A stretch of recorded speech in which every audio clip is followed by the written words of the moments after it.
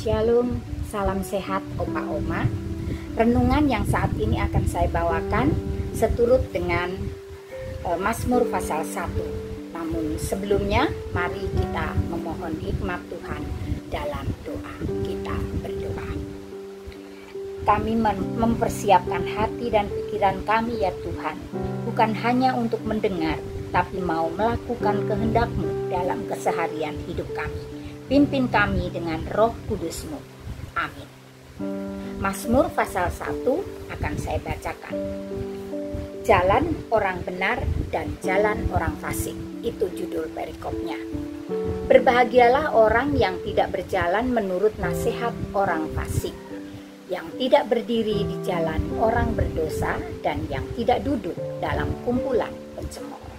Tetapi yang kesukaannya ialah Taurat Tuhan, dan yang merenungkan Taurat itu siang dan malam. Ia seperti pohon yang ditanam di tepi aliran air, yang menghasilkan buahnya pada musimnya, dan yang tidak layu daunnya. Apa saja yang diperbuatnya berhasil.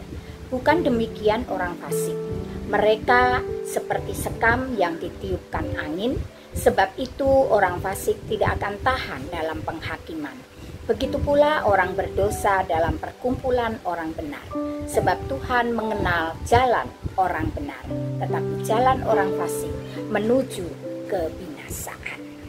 Opa Oma, orang fasik adalah orang yang berpandangan tidak sesuai dengan kehendak kebenaran Allah. Dia tahu akan apa yang benar dan apa yang salah, tetapi dia masih melakukan kesalahan itu.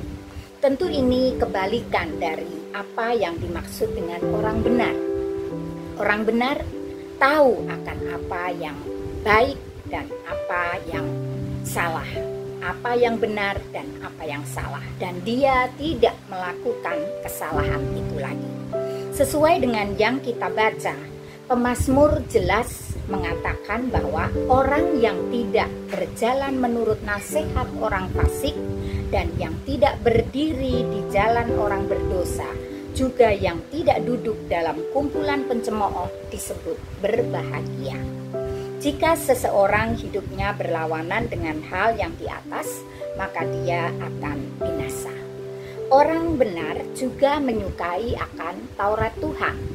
Siang dan malam dia merenungkannya, sehingga dia selalu mengingat akan kebaikan Tuhan, bahkan selalu memperkatakannya bagi seisi rumahnya. Sudah seharusnya bahwa kita para kaum sepuh untuk terus memperkatakan firman Tuhan itu kepada anak cucu dan para menantu kita. Kita harus mengajarkan isi firman Tuhan itu kepada mereka melalui tingkah laku, tutur kata, dan juga buah-buah pikiran kita. Kita harus menjadi teladan yang baik bagi mereka.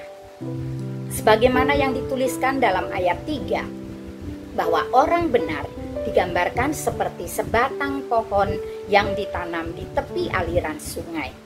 Maka ia akan tumbuh subur dan berbuah lebat. Demikianlah gambaran orang benar. Ketika dia selalu hidup dekat dengan Tuhan, dia akan menampakkan buah-buah roh seperti yang disebut dalam Galatia 5 ayat 22 sampai 23. Oleh karena itu, marilah kita terus memohon hikmat dan pertolongan Tuhan agar kita dapat terus menjadi teladan yang baik bagi anak cucu kita, dan dengan demikian nama Tuhan dimuliakan. Amin. Kita kembali berdoa. Kiranya Roh Kudus-Mu memampukan kami untuk melakukan kehendak-Mu. Jadikan kami sebagai pelaku firman yang dapat menjadi berkat bagi orang-orang di sekitar kami. Amin. Terima kasih.